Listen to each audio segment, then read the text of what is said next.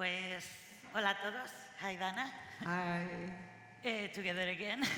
Together again. We have a long history about talks together. My Am I English is in Madrid? in Madrid, here in Barcelona as well. Well, we do like a tour together. Dana is the best, one of the best fashion writers right now. Not only in her books, I suggest you to read Style Files, her newsletter, if you want to keep updated about what's happening in fashion for real, because it's not the same what magazines told you that, as you know. And we are here to talk about the role of designers in the 21st century fashion system. So, yeah, it is a big issue. So, my first question is, you wrote a big book about young Galliano and Alexander McQueen. Yes. Do you think a today... big book. The best one, I think. Do you think today, in 2026, could be someone near or this idea of genius, or, the designer as a genius, why not? No. And it's easy to explain why not, because it's the same way that you're not going to have the same kind of creative genius coming up the way they did in art or in music or in any of the creative arts. And that's simply because, I mean, quite frankly, as everyone keeps telling me in Barcelona and Madrid, it's too expensive to live in the cities now.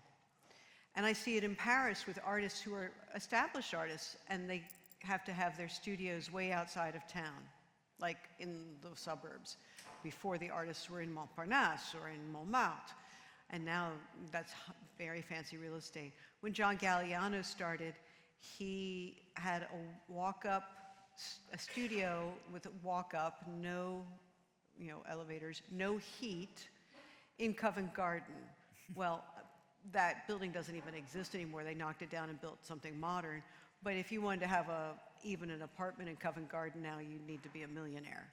So the fact that he was right there, and Central St. Martin's was right smack in Soho, Covent Garden, so you had this like whole melting pot thing happening in central London. You had no money. You could go to a fabric street in Soho and get your fabric for not very much money from a guy on a cart. That's all gone. So because of that, it's very hard to come out of school with no debt. So you're not weighted down by debt, because he managed to get scholarships and things to pay for school. And same with McQueen. He had an aunt who paid, and then he paid her back little by little. But he didn't come out, crushing with debt. They could start really easily. McQueen started by having his first studio was in like a squat in his friend's house in Belgravia. I mean, just stop for a minute and think about that. The guy was working in Belgravia as a startup. That's like the poshest neighborhood you could be in London. That's where Tom Ford bought a house for like 20 million pounds, okay? Like, there's just no way that could happen. And he was sharing the squat space with Philip Tracy, who's making hats in the kitchen. Like, nobody's making hats in kitchens anymore, because in Belgravia, what are you talking about? So, and getting the materials for not very much money, people working for free. There's a whole generation now, like interns, if you don't pay me, forget about it, I'm taking you to court. And McQueen paid all of his people when they first started with clothes. So did Galliano. They had no money. They had no money. Like, McQueen was stealing fabrics from school to make clothes for his little company to sell to people one-offs. That kind of stuff, you can't do it anymore. There's lots of regulations. You got to pay your interns. You've got to fill out forms. You got to blah, blah, blah, blah, blah, blah. You can't be in the center of town. Your school is also, like St. Martin's is now, it's all far away. It's in King's Cross, and in a completely urban, like, new tech center, as opposed to like this cool arty neighborhood. So all those different things that fed the creativity and nurtured the genius that was inborn, but also just gave them a way to get going, is gone now. It doesn't exist. So if you come out of school now and you're John Galliano sort, you're crushed by debt. You have to apply to all these, to get money to get going, you have to apply to all these competitions like the LVMH prize and the Adam prize and the prize that, I just was on a jury in Trieste, which was great, by the way. I love those people. The one in EA, you know, the Vogue funds, all that different stuff, because you need the money. And before you could start on a shoestring, you sold a few pieces, you got going, you bought some more fabric, you sold a few more pieces, you bought more fabric, you sewed it yourself, you had somebody knitting at the kitchen table, like, you know, that doesn't happen anymore. And I think when you're, you know, writers will tell you this, when you have no money, that is when you're most creative, because you've got to, like, figure out how you're going to feed yourself tomorrow. And you have to work really hard to do it. But if you're getting grants and you're spending all your time filling out applications for competitions to win money to get going, and if you're then spending all your time filling out applications to get grants from foundations, and you're spending all your time trying to find a place to source fabric like Nonosource, which is cool, but you got to go online, you got to get your computers, you're not just sketching, you're not sewing. You're not like hustling around trying to find the fabric. It's a different kind of creativity. And I think that part of their genius in their creativity was rooted in the fact that they started with absolutely nothing, and with nothing, they made beauty. Yeah, completely agree. Yesterday I was talking with a friend about this idea of, for example, the thing with the scholarships. I mean, they are reducing all the scholarships in every fashion school. Yeah. And for example, I think particularly in the UK, it's a big issue because all the culture in the UK is based on working class people being creative because of these scholarships. And right now, there's nothing for them. No, and that creativity happening in the center of the beehive that is the urban cosmopolitan city, right? So if you can't afford your studios now in the center of town, and your school isn't even in the center of town, that your school is like in London, London College of Fashion is now way down in the East End, way, way, way down. A place of London I bet none of you have ever been to. Like, you don't even know where it is. It's halfway to, like, I don't know, Belgium. It's far away. And in Paris, you know, you're not even within the périphérique of Paris. You're not walking around in the Marais and looking at windows and looking at the architecture and looking at and dropping into the museums. First of all, you can't drop into museums now because they're oversubscribed. You can't drop into Notre Dame unless you've booked a ticket. So you're not getting all that inspiration either, because you're way outside of town in a you know, a sort of boring suburb that was built in between the wars with no money, and kind of doesn't have that same, it doesn't have the frisson, but it also isn't nourishing you culturally. And you're not having meetups with people in a way that you would if you were in the center of town or in the city somehow. And so I think that, yeah, it's just kind of I see how young designers get their inspiration now, and what they do is in Paris, they go to the American Library, they look at all the old Vogues and the Harper's Bazaars, they take pictures of them on their phone, then they take that back to the studio, and they look at their phone, and then they recreate it. That's not the same way as walking into Notre Dame or walking into Saint-Sulpice and looking at the Delacroix for free while you're eating a sandwich. It's a completely different way of nourishing your culture, and it's less interactive. I mean, it's interactive like you're interacting with your phone, but it's less interactive with artistic culture, history, and people. Yeah. Yeah. Well, even imagine you have the money, you have the resources, you have everything. Like easy street. Easy. But you are an independent designer right now. Not only it's like a miracle surviving because of Absolutely. LVMH and Kering, Also because And all the Richemont. multi-brand retail, it's clothing, it's in bankruptcy.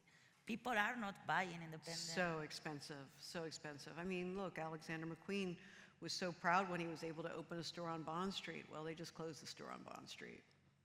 No. Even they can't make it work anymore, and they're a big group. Stella McCartney was so excited when she opened a store on Bond Street in London. She had to close her store on Bond Street because the real estate's gotten too expensive.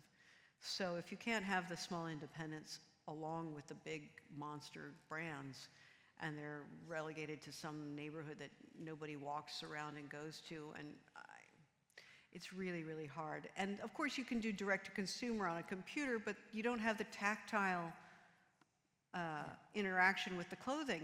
You know, you're not at a store touching the fabric. I mean, for me, the ultimate place for independent fashion, when it was still really possible to do all this, was Vivienne Westwood's store on the King's Road, right? I've never went there, but I've read about it, and it sounds like a temple to creativity. They change the name all the time. They change their mission all the time.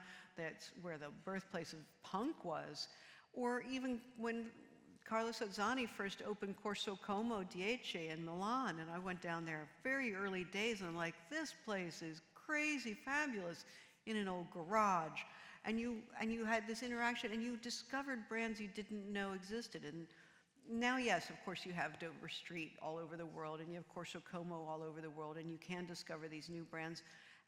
But it's a little less, it's a little bit more posh than it used to be. And before, it felt like a discovery. Going to Corso Como when it opened was like a journey to this, you know, it was a destination. You went to this place to figure out and now it's kind of in the circuit of everything, and less of a journey and of discovery. So I feel like, and of course when you're looking at things online and you're scrolling and you're like hitting your heart button because you want to come back and buy it, you have no interaction with that garment until it shows up in a box, a brown carton in your house, and that's so unsexy, first of all.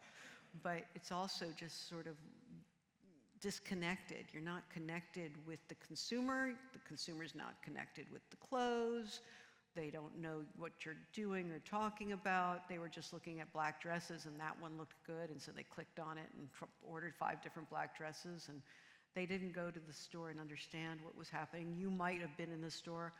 I have a great friend named Martin Grant, who's a designer, and he started in the early 1990s. I was there the day he opened his boutique on the Rue de Rosier in Paris, and he had his little workshop in the back, and when he did a show, he'd do his little show in the little boutique. And you know, you would come in and there was Martin, and you're like, Martin, what should I get? He was a dressmaker, essentially. He later worked for Barney's. He just had a huge retrospective at the museum in Melbourne, because he's Australian. And before he opened his boutique, he was in a squat in an old hospital up in Montmartre. Well, the hospital has now been turned into condominiums. His store is, you know, he doesn't have that store anymore. It's turned into something else. When I walked past, I was like, I don't remember what it was, but it was a little disheartening. Certainly, there's no little workshop in the back where he's making the clothes. But it was nice because he was basically a fashion startup, but he was communicating. Anybody just walk down the street and look in the window and be like, oh, what's that? And wander in and then meet the designer, and then he'll help you pick out the clothes. And there was a real lovely interaction. And while he was still doing much more bigger things at Barney's, and that helped him underwrite his little store, he still had this one-on-one thing with his clients, with his customers. And when you're selling direct to consumer on a computer versus in a little tiny boutique in the middle of the city, it's a different conversation. It's not a conversation. It's just transactional. Yeah. This talk is called European Designer Fashion within the 21st century fashion system. But I would say that in the 21st century fashion system, we are not talking about designers. We are talking about creative directors. Yeah, which is different. It's a system. That's the key word in all of this, is now a system. And the system has, I mean, I talk to students a lot at universities, and you know, you can see there's two two strong tracks. There's a whole bunch of them who want to just get their portfolio in order to show to human resources at LVMH, at Kering, at Richemont, at Capri in New York, or one of the other big groups, and just to get a job where they're an anonymous cog in the big machine, and they're like, I'm on the denim team, and I'm going to help find vintage denim for us to knock off and remake and call our own and put a Dior label in it. No offense, Dior. But because I only say that because I recently met a girl who was on the Dior denim team, and she was at the library taking pictures of old jeans and saying, yeah, I'm doing research to see how we're going to make new jeans. I'm like, you're going to make new jeans by making old jeans, and okay. So I feel like there's that, like, I would say definitely more than 50% are just like, I just need a job, and I want to have health care, and I want to have benefits, and in France, my 8 weeks vacation or 6 weeks vacation a year, and 25 holidays, and 35-hour work week, and lunch tickets, so my lunch is subsidized, and activities are subsidized, and la la la la, like, I just want to be a cog in the big machine, and my creativity is like gonna get crushed into nothing, because you've got to keep making sacrifices to your creative integrity in order to please as many people around the world as possible, so it just becomes blander and blander and blander and blander and blander until there's nothing left. Or there's the young designers who say, I'm going to strike out on my own. But boy, does it take a lot now to strike out on your own, and you still are going to become part of the system. You need the system to support you, or nobody will know you exist. So there's a young designer I really like a lot named Hoda Kova out of Stockholm. And already Stockholm is off the track of Milan, Paris, New York, London, right? So but there is a core business in Stockholm beyond H&M, of course. There's, Acne, there's, a couple others. So there's like a small but strong fashion community in Stockholm. Anyway, her whole thing is that she's upcycling everything. Every material she uses, she has gotten from someplace else. She took all those, remember those like 60s little hats that were kind of like fur berets she found in secondhand markets and shops, little mink berets.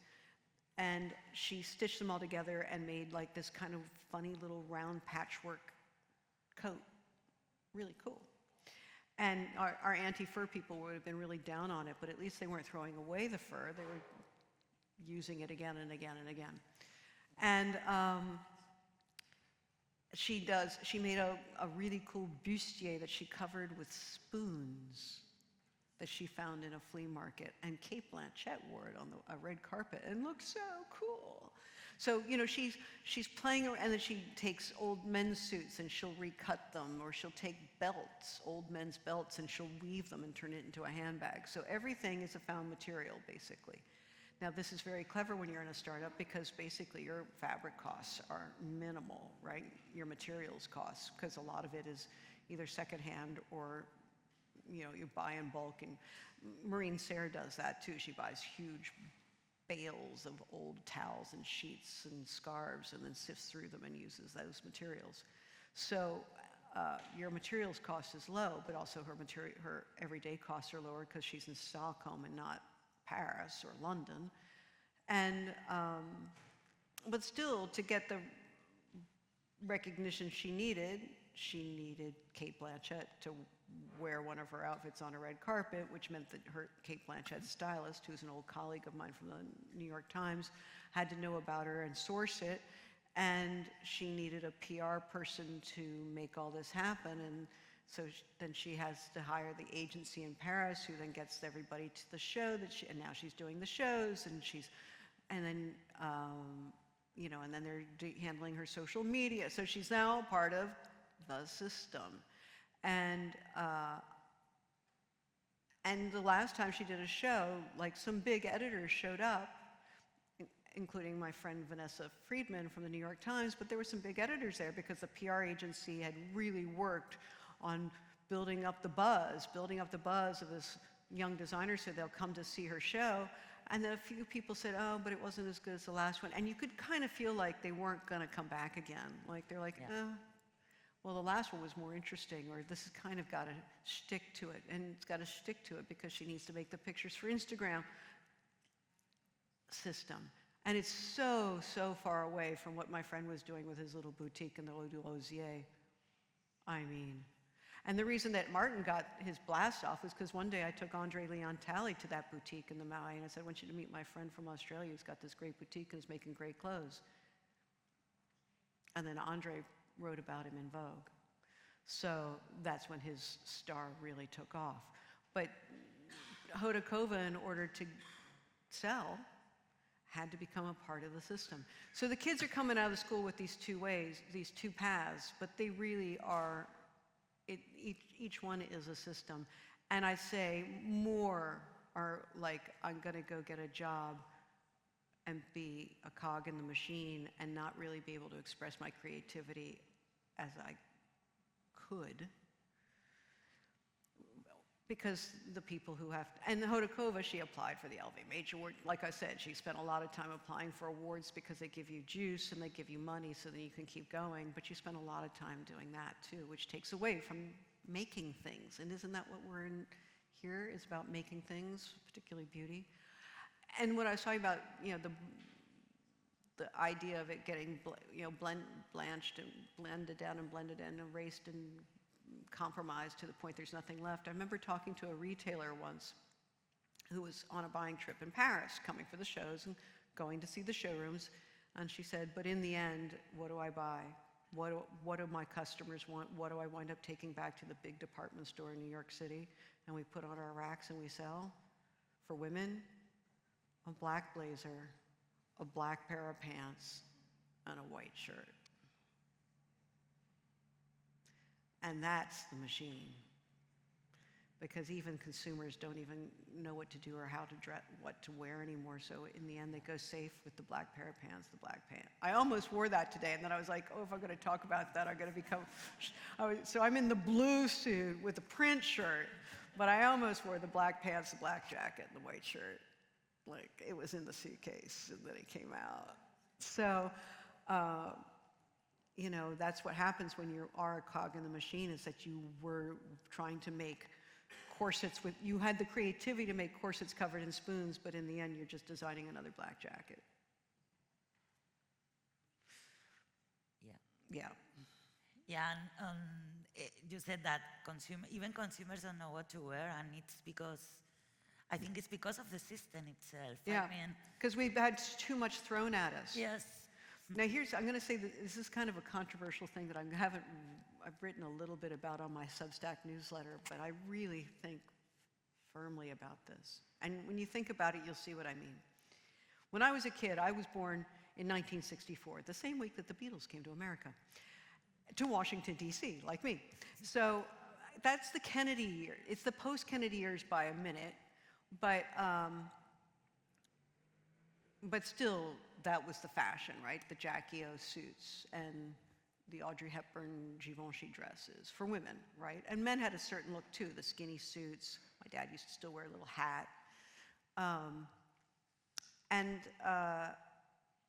within 3 years or 4 years, that look was so dated as the hippie look came in with wide leg jeans, embroidered suede vests, fringe, right?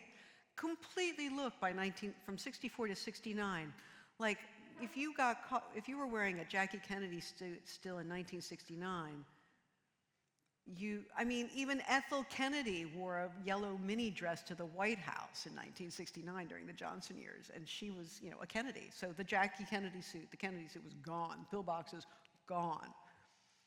And you looked like a freak if you were still dressing like that, or you looked like you were old and still dressing like that. And then 5 years later, it's 1974, and you have like Halston liquid long dresses. You have DVF Diana von Furstenberg, little wrap dresses, everything's in jersey and soft. You know, it's gone completely different again, right? And so opposite the boxy, structured suit of the Kennedy years. And also think about hair. Like in the early 60s, it was Jackie's, you know, the perfect huge blowout where you went to the beauty parlor and then you kept your hair for a week and you had special pillows so your hair didn't get ruined, right? And then in the late 60s, it was like long and blonde. And then in the 70s, you started getting like curls and flows. And so even hair changed, right? And when you watch movies from each of those eras, you can watch a movie and not know what year it was made, and by the clothes and the hair and the shoes, you can say, oh, that was from 1964, oh, that was from 1969, oh, that was 1974. And it goes on. In the 80s, I mean, think about the Nancy Reagan suits and the La Croix poof skirts, like super opulent, Reagan Revolution, everybody's rich, greed is good dressing, right? Lots of big, vulgar Ivana Trump dressing. And then we get into the 90s, and you're going minimalist with Prada, Jill Sander, and Helmut Lang, clean, Carolyn Bessette, right? Completely different again. And you can again look in movies and television and peg it straight on. Like you look at Friends, and you know which ones were early seasons and which ones were later just by their hair and their clothes, right? And now, I would say since about 2000,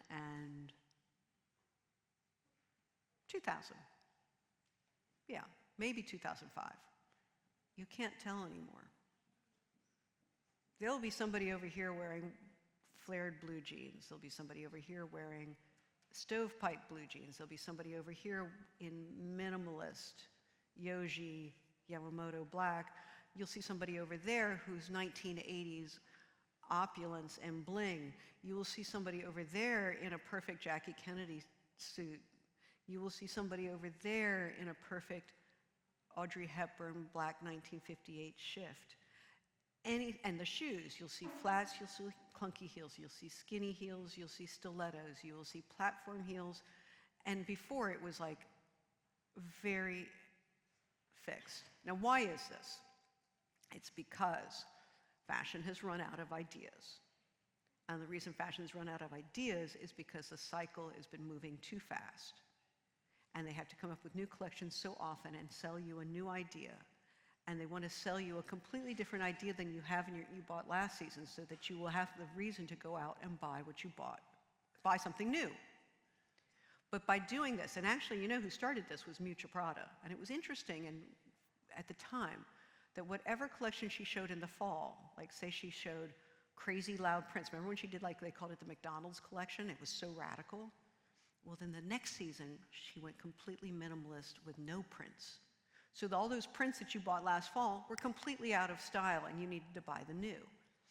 But the fact is that it was first every 6 months, and then it became every 4 months, and then now it's drops all the time, thanks to the Zara business model that got conditioned shoppers to see new stuff on the floor every 2 weeks.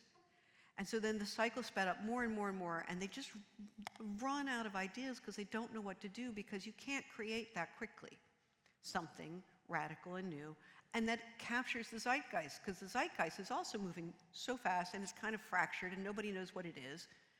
And as a result, anything goes. Nobody really knows how to, there are no trends. There are like bazillions of little micro trends that come and go in a blink.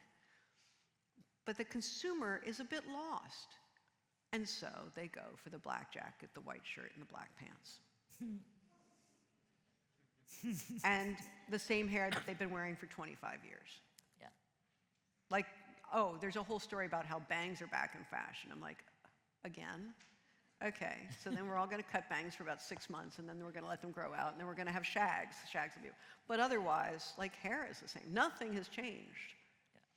And, you know, I'll see on the red carpet that now actresses are wearing their hair flowy and long, and there was a moment when there was, like, beachy waves. But beyond that, like, nothing changes because, in fact, it's everything. What's the name of that movie? Everything All at Once? Yeah. Yeah, it's everything all at once. Sí. And the reason it's everything all at once, in large part, is because they have no ideas and they don't know what to do, and they got to come up with new ideas fast. And because they're looking at old Vogues and Harper's Bazaars in the libraries and taking pictures of 1970s and 1980s and 1990s and early 2000s, putting it up on the mood board, and you got everything there, and then they're stealing from all of those. And so it's really just like a grab bag. And why my daughter can wear my Tom Ford Gucci now and looks totally on point, even though it's 25 years old. But if I had worn something when I was 25 that my mother bought when she, before in 1964, and I wore it in 1985, I would have looked like a freak. People are like, why are you wearing this costume? Why are you dressing like Jackie Kennedy today? You look weird. And, but now anything goes. And so nobody really knows what, fashion is directionless. They talk a lot in fashion about direction, but right now it's directionless. And before, as we know, the fashion magazines used to tell us what direction we were going in. But they put everything in because they got to fleece all the advertisers, and so they're directionless too. Nothing is the new black. Nothing is yeah.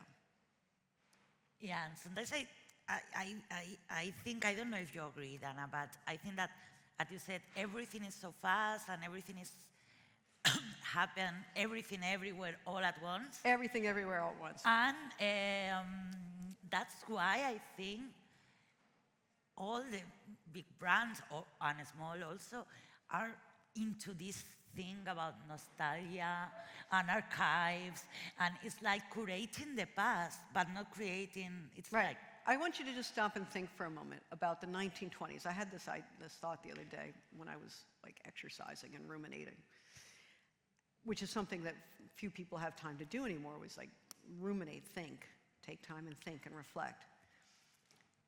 We're in 1926, right, or 2026 right now. Think back, let's go back 100 years to 1926. 1926 was the most interesting time in fashion.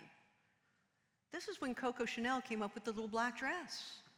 We didn't have a little black dress before Coco Chanel that was short and sleeveless and looked really cool, and you wore it to a cocktail party instead of to a funeral. This was radical and new, what they called the Ford Model T of fashion, right? Everyone can have it as long as it's painted in black. Well, it was the same thing with the little black dress. And think about flapper fashion. It was shapeless, it was soft, there were no more corsets, it moved, it had fringe, it was sleeve. You could show your arms, what? Like, you could show your ankles, what? Before the 1920s, women were in dresses down to here, and if you showed your ankles, it was like showing your boobs today. It was a thing, right? You had corsets, you had bustles.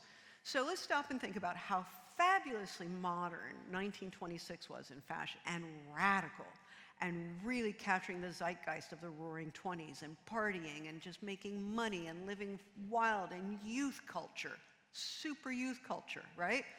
And let's dial back 50 years to what people were wearing. So 1876. I mean, so far away from where it was.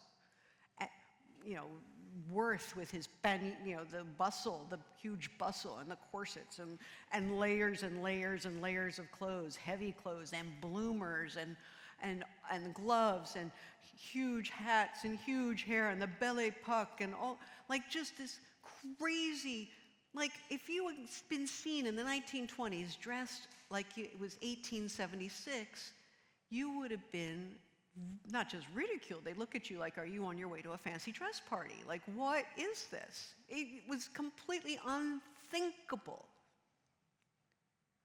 But in 2026, you can totally wear something that was from 1976 and look on point. You could wear a Saint Laurent suit from 1976 and look on point. Now, why is that? This is the thing I've been like gelling on. And that's when I say that because fashion's run out of ideas. Yeah, true. Right? Yeah. A Saint Laurent suit is still, I mean, okay, you can say it's a timeless classic, but it also is because we aren't leaving the past behind and moving forward. We're just, I mean, we were talking about recycling clothes for fabrics and things. That's great.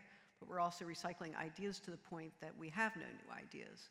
There is no flapper dress of today, except at places like Khodakova, where she's like making tops with spoons, what? And Rick Owens, totally of the moment, right? Like his things might look a little weird to you, but they are completely 2020, 26. Like there is no question about it. But there aren't a lot of people like that. I think Iris Van Herpen, completely of the moment. But there aren't, and her clothes look a little otherworldly and out of place, and I mean, and now she's only doing couture, so you don't really see it very often, unfortunately. But there are very few people like that who really are of now and are not stuck just recycling old ideas. But don't you think the system is eating itself? Yep. I mean, Completely. Because we are talking about Zara archives, for example, which is like what I have in the closet and try to donate every season. And at the same time, it's like when the big groups talk about, for example, the luxury crisis, they also talk about social crisis, the world is in the uncertainty, the world, China, but it's also the structure. People are not attracted to big brands anymore because they eat themselves. And they're just too omnipresent. They're everywhere. I mean, when you're on an airplane and they're rolling down the cart selling you Dior perfumes, you're like, really? There's nothing too special about this. I'm on an EasyJet. But yeah, they're eating themselves. So I did an interview once with Hubert de Givenchy in 2004, and he leaned into me. You know, he started at Schiaparelli as an assistant, and then his best friend and mentor was Balenciaga. So he, say it for me properly, Balenciaga. Balenciaga. There we go. And so, you know, he had history, but he was still trying to be modern or make clothes of his time. And in 2004, and this was after he'd been retired for a year, when he was asked to leave his own house by Mr. Arnault, he told me very clearly, fashion is dead. I'm like, okay. He said, fashion is completely dead. You know how I know it's dead? I'm like, okay, tell me. And he said, when I walk down the Rue du Faubourg Saint-Honoré, which I've been walking down for 50 or 60 years, looking in the windows of fashion boutiques, all I see is shoes and handbags. There is no fashion in the windows of fashion boutiques. And he said, and I knew it was really dead when I saw it at Saint Laurent. Because Saint Laurent began as a fashion house, and now all they wanted you to come in and buy were shoes and handbags, not clothes. And he said to me, this is a symbol, this is a sign, the fashion is dead. That was 22 years ago. And when I walked down the Faubourg Saint-Honoré, I was like, okay, I see what you mean. There's only handbags and shoes. Now, there's only handbags and shoes, as I wrote in my first book, Deluxe, because they're the easiest thing to sell, because they don't, you know your size. If you're having a fat day, you can still get a pair of shoes, and you're like, okay, I solved that crisis. You can buy it for somebody else, and they can return it easily.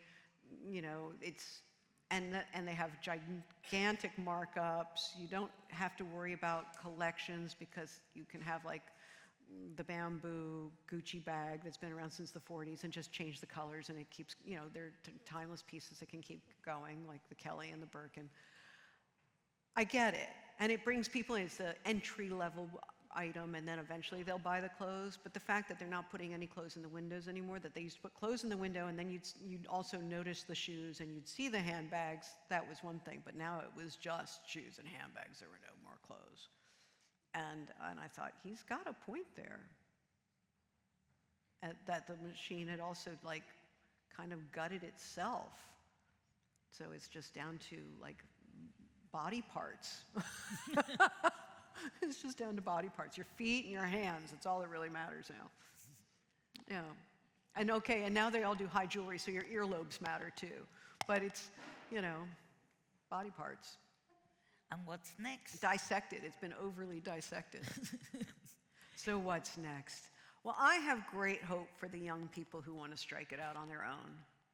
And I do have great hope. I wrote a book about sustainability, Fashionopolis. I still have great hope about sustainability. And little scoop here, we're in the midst of turning Fashionopolis, one hopes. If anyone has money, let me know, into a documentary. We're at the fundraising part to make a documentary about sustainability in fashion.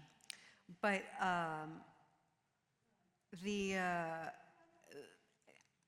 what I do always find heartening when I go talk to students is that that all of them in their degree shows talk about sustainability.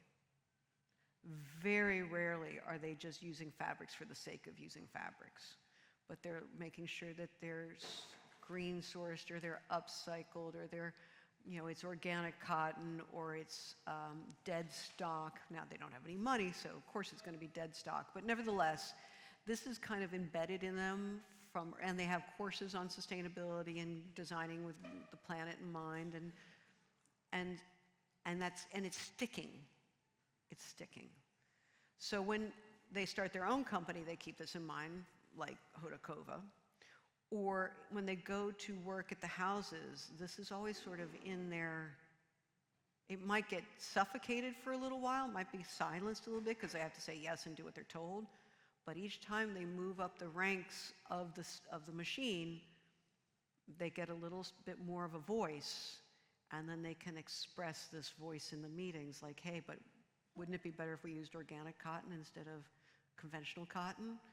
And, Stella McCartney said, if organic cotton is such a luxury, why aren't luxury brands only using organic cotton? Hello. So, like those kinds of, they're gonna wind up running the joint at some point, and when they do, that's when we'll see the shift, because they really do care about it, even if it's been tampered down by the layers of bureaucracy along the way. It'll still be there, and when they get in charge, then they're gonna do it right. So I have hope. It's a long game. It's a long game. But what else? I think that if young designers can keep striking out on their own and doing cool new things on their own, that gives me hope. I'm thinking this next season when I cover the shows, you tell me if you think it's a good idea, I'm thinking of actually only going to emerging designers that nobody's heard of or very little people have very little heard. Like, I'm gonna skip the Dior, Chanel's and all the rest of that stuff. I'm gonna skip the household names, and I'm gonna go to the places you haven't heard of and write them up so that you can hear about them. What do you think? Yeah? I wish I could do that. Yeah, I think I might do it. And you know why I'm able to do that is because it's for a Substack newsletter, which is independent. I don't rely on advertising, so I don't have to please advertisers. I just have to please my readers. So, independent and reader-supported gives me the freedom to do things like that, where, now you look at the cover of a magazine and the designer, the house will just buy the cover, and everything on that cover comes from that brand and from head to toe, and it's just, the whole choice of everything in the magazine is driven from pleasing advertisers. So with the Substack newsletter, I don't have to, so I can do something like only cover emerging designers that you've never heard of. I think it'd be kind of great. Yeah, no, completely true. And it'd give me hope, and might spot the next Galliano or McQueen sort of lurking out there. Yeah, because, for example, we were talking about Hodakova, and I interviewed her, like, I don't know, one year ago or something like that. And I discovered that she grew up on a farm, and she had nothing. She had nothing. So we are at the beginning of our talk. It's like having nothing and being inventive and being really creative is like struggling with the poor things you have and create something new. And right now, everything is, I don't know how to explain that. Everything is like it seems so close because you open your phone and you see everything, but at the same time, you are not touching it. Yeah, it's too easy. I mean, I think about, I remember when I first started being a writer, of course I read all the great writers because you want to figure out how they did what they do and you want to emulate them. It's a bit like looking at the old Vogues and looking at Saint Laurent and saying, how did Saint Laurent do that?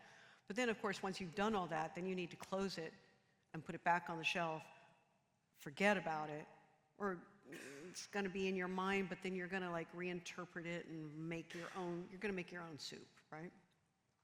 I'm not putting them up on mood boards and going, but how did Hemingway fix that? Okay, I have to follow Hemingway. So, but Hemingway's best writing was when he was living in a 5-floor walk-up on the left bank and spent the whole day in a cafe drinking the same cup of coffee because he only had like 15 cents for lunch. You know, like no money and no heat and like, oh, we're cold, let's go over to Gertrude Stein's house and have a drink with her so we can sit in front of her fireplace for a couple hours and warm up, right? Like no money. And that makes you just focus and about problem solving. And problem solving is through creativity is a really good motivation. Yeah, true. I also remember, do you know this designer, Paolo Carzana? Yes. I think he's super, super good. And 2 seasons ago, he decided to do the show in his pub because he ran out of money. So it was like, I have the studio co-working in the second floor. So I asked for the owner of the pub if I could do something here. You are only invited to 1 round of beers because we have no money. And I'm going, and I thought that, and it was one of the most beautiful shows I saw that season. Yep. The best Galliano show of all time was the one where he had so little money that he just went up to the Marché Saint-Pierre and bought a bolt of black silk crepe, and he made 19 outfits out of that black silk crepe. Some he used the shiny side, that's actually supposed to be the reverse side, so he had a different texture, and so he used the matte side out. Sometimes he combined them too, and then he found a few odds and ends like obi sashes and a few ribbons and things that he found in the flea market. And that was his South Schlumberger show, and it's still considered the finest collection of modern times. And he made it for like $100. And he made it in 3 days. And he borrowed somebody's house to show it. You know, when you got no money, then you have to get down to the nitty-gritty and really figure out if you've got it, if you can do it, and if you can do it, how to do it. You do it. You just do it. And you don't worry about lunch. You just keep doing it. Yeah. So we'll see. I'm going to write about the emerging designers, and we'll see how it goes. And I might see a lot of bad fashion, but that's okay. If I go to the big brands, I'd see a lot of bad fashion too. So I think I'll also see some real beauty and some real ingenuity and passion. It's not a job, it's their passion. Yeah. I think those are like the 2 key words we have to keep in our pocket at all times, right? Passion and beauty. And they go together. Yeah. So, any questions? I suppose you have a lot of questions for Dana. We only have like a few minutes asking for her questions, everything, right? but I mean, it's a privilege having her here, so. I have to say, I've been so happy since I've been here because we have big sunshine and I had a lot of jamon. I'll come back to Barcelona anytime. You should. And every time I go home, I say to my husband, why don't we go to Spain more often? We adopt you. Yeah, we want you here. Hope you're enjoying Barcelona, and we want to come to have you more often. So I am following you, and I truly appreciate the honesty you have around this industry. You are especially talking about and raised that there is identity crisis around the industry. So what do you think related to, okay, there's fashion shows, and now, especially the big maisons, the iconic ones, we only see the front rows and Yep. we don't see any Yeah. connection. Is this related to this? Do you know what you have in your hands? Well, it's interesting when you ask about fashion shows, because that's another sign that, as Mr. Givenchy said, fashion is dead. When I used to, when you went to fashion shows, especially Couture Week, a fashion show was like 45 minutes long. Saint Laurent was an hour. They were long, and that room was hot. But nevertheless, the outfit came out. She walked down the podium halfway. She stopped. She turned. She made sure everybody saw what she was wearing, head to toe. She might take off a jacket, and so you could see what was underneath. Then she walked to the end. She stopped. She turned, so you could see it there, too, if you were sitting in a different place. It went on. You were there to see clothes. And I would sit next to people like Hamish Bowles. I was so amazed by Hamish Bowles. But Michael Roberts would do this, too. And he would have a beautiful leather-bound hardback book that was an art book, like a note for sketching. And he would have a pen. And he, as the model walked down the runway, could sketch the model live. And it looked just like it. And then he would put arrows saying, magenta silk with polka dots, fringe. He would identify everything. And he would do one for each season in each city. And so then when they needed to go back and look up what they needed, because nobody had phones at the time to take pictures, he'd say, oh, remember that dress that was in Saint Laurent? And he'd go back and he'd page and he goes, this one. And there was the look. And he had sketched it, and it looked fantastic. So, it took time. Now you go to a fashion show, and if it lasts 7 minutes, it's considered long. And everybody's sitting in the front row now. Before, there was like many rows, and I was always in the fourth row because I was Newsweek and not Vogue. And that was fine, because then nobody paid attention to me, and I could actually pay attention to the clothes. And, or whatever else, I was there to do work and not just be photographed. And the front row was all celebrities and clients, even in ready-to-wear, and editors, and important retailers, like the head of Saks Fifth Avenue, and the head of Bergdorf Goodman, and the head of Ingleses. What's the one in Spain? Corte Ingleses. Corte Inglés. And now everybody's sitting in the front row. And it's all on the ground. It's not up on a podium. And the first person who did that on the ground thing was Helmut Lang. Interestingly, I remembered that recently. And it's because everybody needs to have an unblocked view to take pictures and film for Instagram. Now, originally, I had a friend who was a photographer who used to shoot all the shows for the New York Times. And he started a website called First View. And he was put all the show pictures up on First View, and then it was supposed to be almost like a photo agency, and then if a magazine needed a picture, they could go and buy the picture, and there it was. But they would also make it so anybody could look at it.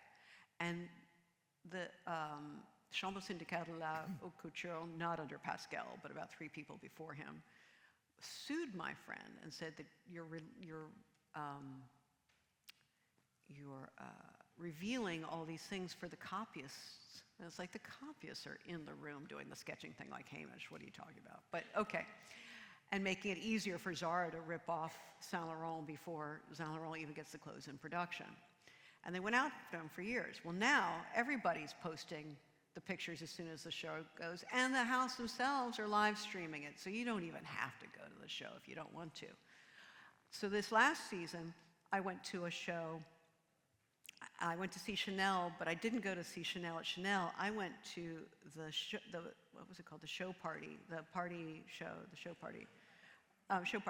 at the Théâtre Châtelet. It was genius. It was so much fun. The place was packed. It was stuffed. And people were shouting and cheering and clapping and woohoo. Oh, I'm getting shocked by my wire. And it was amazing. It was amazing. And it had such a better vibe than if you're at Chanel. I mean, being at Chanel is beautiful. And you're in the Grand Palais, and it's extraordinary. And there's a lot of people there. I'm sorry, I'm getting shocked by my wire. And there's a lot of people there. But but this had such a genius energy of being in, I'm sorry, I'm getting completely shocked, I don't know why. Being in live, like a rock concert. It was like being at a rock concert. It was so much fun. And I was like, I'm gonna keep doing this. Maybe that's what I'm gonna do next time too. I'm gonna go to emerging artists, designers, and then I'm gonna go to the show party to see all the big brands and tell you how the people are reacting as opposed to the critics. All right? Are you giving that a thumbs up? All right. Okay, it stopped, whatever was Yeah, zapping me. sometimes from my experience, for example, last season when you go to big shows and there are big celebrities, it takes more time to go into the show Oh, it than takes seeing forever. the show. It takes forever to get in. I know, I'm trying to enter for 45 minutes because there's so much people here, and then I'm only into it 10 minutes. 10 minutes. Yeah, it's... Takes way more time to get in and out than it To does get in. actually. And the clothes go whipping by, you actually don't see anything, and you don't retain anything. It's like the equivalent of scrolling through a story, and you like got 4 things out of it, and then you move, and then you swipe. It's the show equivalent of that now. 7 minutes, and for the money and the time that they've done, they put this all together. For me, it feels like a shame that it's only that, but it's not even for us. It's for Instagram. Then you can rewatch it on Instagram. You can rewatch it on YouTube. And you don't want to spend a lot of time on it, so because nobody takes the time to really take it in and see what they're seeing. Yes.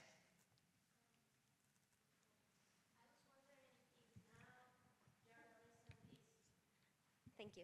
I was wondering, now journalism, as you said, is directional, and fashion also doesn't have a clear direction. Who can say what's going to happen if there's any? Who can do that? Or is there an institution?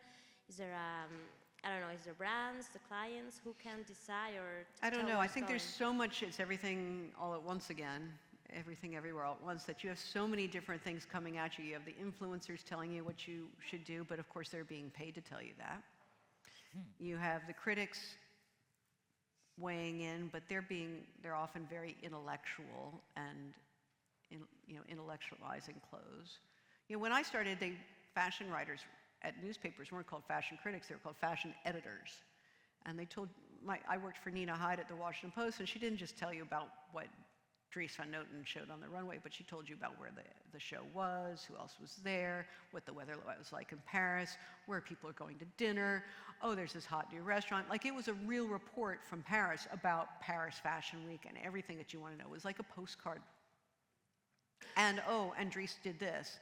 And she would talk about trends, because there were trends.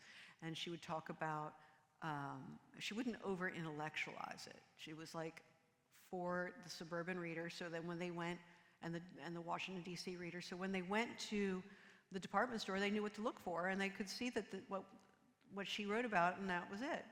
It was there. So, I'm sorry, I'm getting shocked again. I don't know what's zapping me. Something's zapping me. Something's zapping me. I'm gonna unbutton my jacket, maybe that's it. Something's getting my back. But it's not the wire. I don't know. Anyway. It's not the wire. It's not the wire. Okay. So whatever it is, it stopped. It's okay. I unbuttoned. We're good. And now you have to remind me the question, because I've been zapped. Oh, direction. So the influencers, they get paid to tell you what you should know about. The ambassadors get paid to tell you to wear it, so you want to emulate them. There's the critics who over-intellectualize. It's kind of hard, huh? So I think actually the best thing to do is just watch YouTube and make up your own mind. Or you can read my Substack. But that's kind of where we are now. Yeah.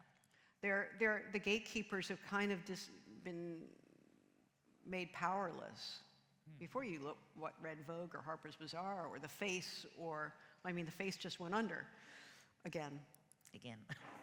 Or Grazia or Elle, and you had a point of view, but they don't have a point of view anymore because they're too busy, like I said, making their advertisers happy. So it's really hard to find an unbiased point of view that will help you sift through all this, and sometimes you just have to do it yourself. Yeah, even when you are writing for a newspaper or for a magazine and you are not so depending of advertisers, and in a magazine, the big brands are controlling so much the narrative Yeah. that right now it's impossible to gatekeep anything because they are controlling everything. Everything, including the real estate, like Fifth Avenue and the Champs-Élysées and Monte Napoleone. They own it all. Ah, It's okay. I'm okay now. I just unbuttoned it, so now it's fine. Maybe one more question? yes. I think the point that you made about the retail, about the physical store is really great because this is where we have the conversation, we as brands. And nowadays, I also teach, so it resonates with me because my students, they all want to think DTC, it's website, it's so easy. And they think they will sell. But what you said about the transaction, this is just a transaction, and this Yeah. is what... Do you think we have a future, we as teachers, bringing up this young audience to change the fashion, to show us that direction? I don't know. It's hard. I mean, it's great that they can reach a new audience and they can make some money without losing their shirts by getting a store that costs them an arm and a leg, and you know, they're not getting into debt straight out. They can just open a storefront or even sell via Instagram and be able to sell their clothes, which is fantastic. But I don't know if there's been if we've come up with the hybrid yet. Maybe it's like you do that and then eventually you have your made-to-measure atelier where somebody comes in and has things made, or you are able to sell in a department store and you still do trunk shows. I mean, trunk shows were an old way of selling fashion that has come back in fashion that's really great, where you just like take your clothes on the road and you go meet the customers in Nashville and Valencia and you know, like the second and third tier cities, and you actually you invite them to a ladies' lunch or have a cocktail party and they see the clothes and then they buy the clothes and they meet you and you have a real interaction. So maybe that's the hybrid, is like you do direct to consumer and then you do a tour. You know, you go on the road, which I think would be, and you certainly do sell.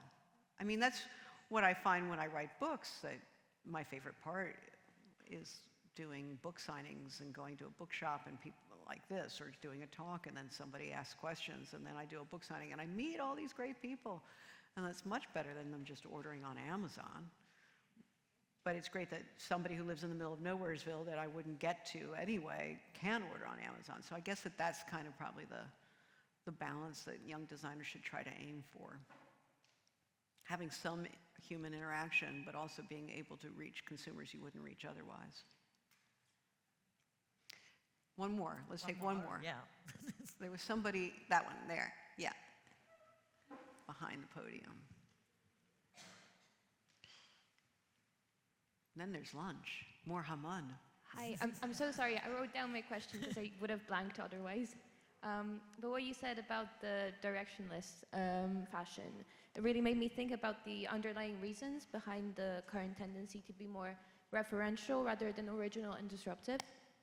And my question is, do you think it's because globally we've moved to this hyper-individualism in many facets of life, and including fashion, that perhaps 2, 3, or 4 decades ago we used to see fashion as more of a shared commodity, or that we used to crave a sense of belonging via fashion, and now we have this complete paradigm shift where we try to be as different from others as possible, or do you see a different explanation? Well, I mean, we still have how did you put it, the identification? Hyper-individualism? No, identification through like tribalism, like being part of a group, like you followed the trend because you were... Oh yeah, like a sense of belonging. And identification. Well, now we have that through logos. Yeah. Logos have taken over from design. And I wrote about how that happened in Deluxe, that we went from buying what the product is to what it represents. And we bought it for the logo and not for for the design. So, I mean, how many of you all are carrying Louis Vuitton bags here today? Okay, there's one. I know there's more than one. And how many of you all have a Louis Vuitton monogram bag? And why would you have that bag? It's not your initials. It's some guy's initials who died 150 years ago. Because you want to be seen as part of that tribe.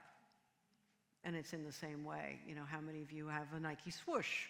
How many of you have the alligator on your polo shirt, or your polo shirt that has a polo man on it, because you want to be seen as part of the tribe? And so we still do have that tribal identification of the group. It's just not by wearing a blue blazer and khakis for men, or a Halston-like dress in the 70s for women, or a DVF little wrap dress, which meant you were sexy as all get out. It's about logos, and the brands specifically shifted it to that, to reach more people and to be able to stamp. You know, it's easier to sell sunglasses with a Versace logo on it, and then they make more money. And why are you buying those sunglasses with a Versace logo on it? Because you want to be seen as somebody who is got that Versace vibe going. So I think it's still the same. It's just, it's now more about marketing versus design. I know let's start with another one, because that's kind of a downer point. Yes, Carlotta. We don't want to be negative on the last beat. Carlotta? Okay, something positive, and then we'll jump.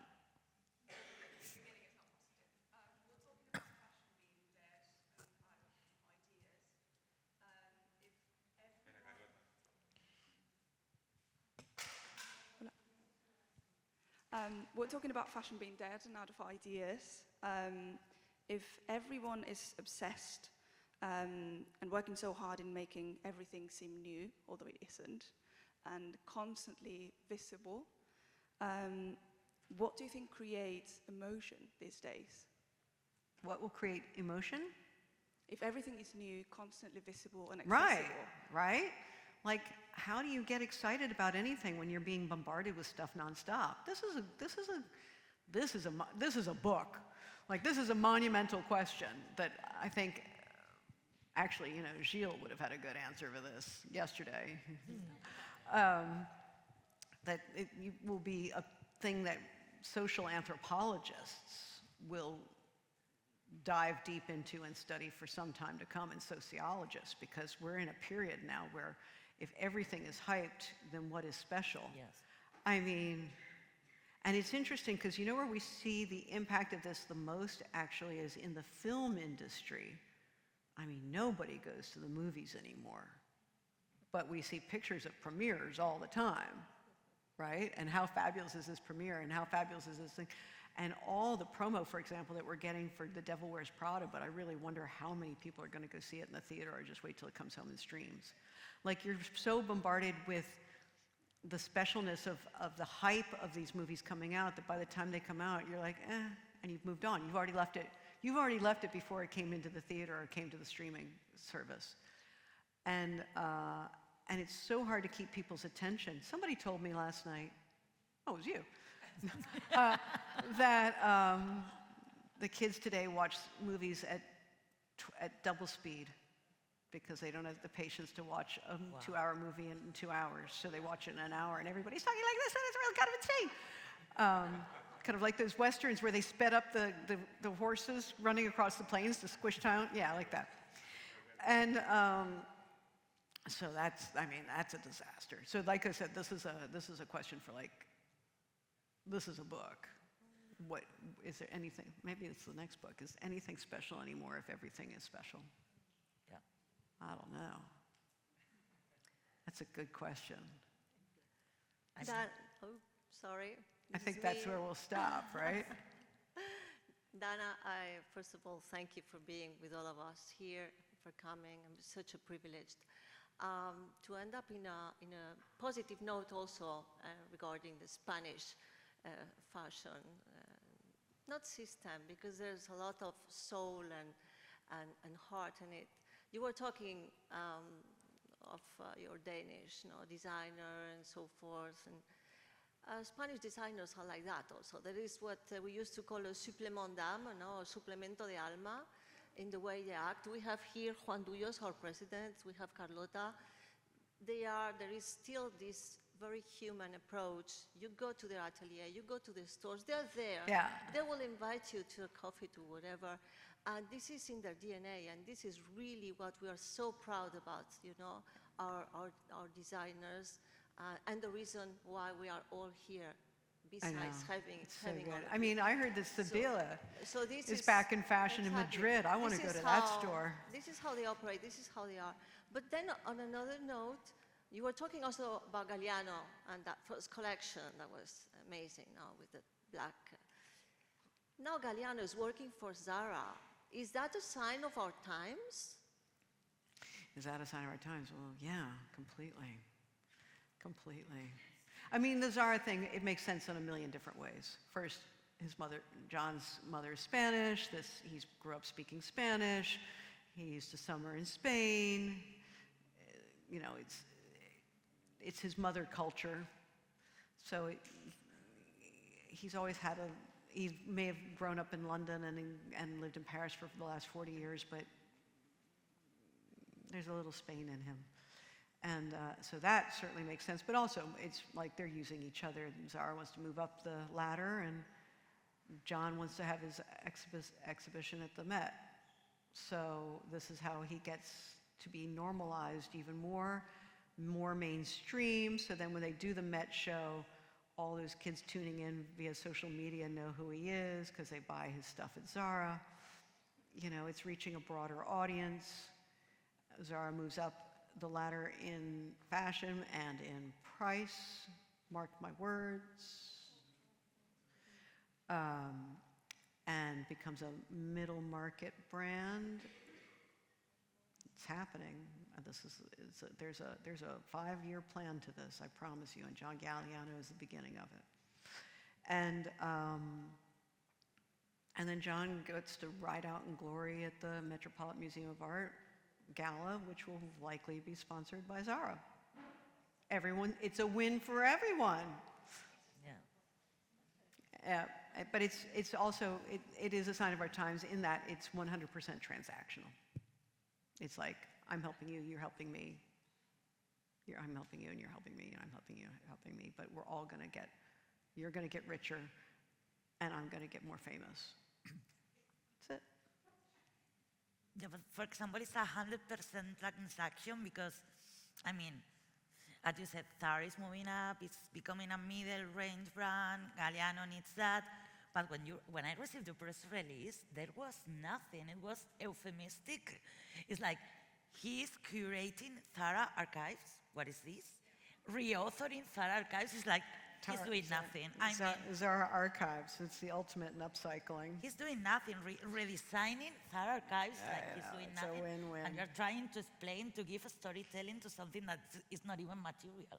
No, exactly. Yeah. The man who always wanted his own couture house. That's all he ever said. I want my own couture house. I want my own couture house. I want my own couture house. And now he's going to be upcycling Zara. That's a long way from couture. Yeah. Anyway, if you want to know about John Galliano more, I wrote a book. It's available in Spanish too. Gods and Kings, from my wonderful publisher, Superflua. Did I say it right? Superflua. Yeah. Se llama Dioses y Reyes, ascenso y caída de Alexander McQueen y John Galliano, en España. Voilà. And thank you. Let's go have Haman. Thank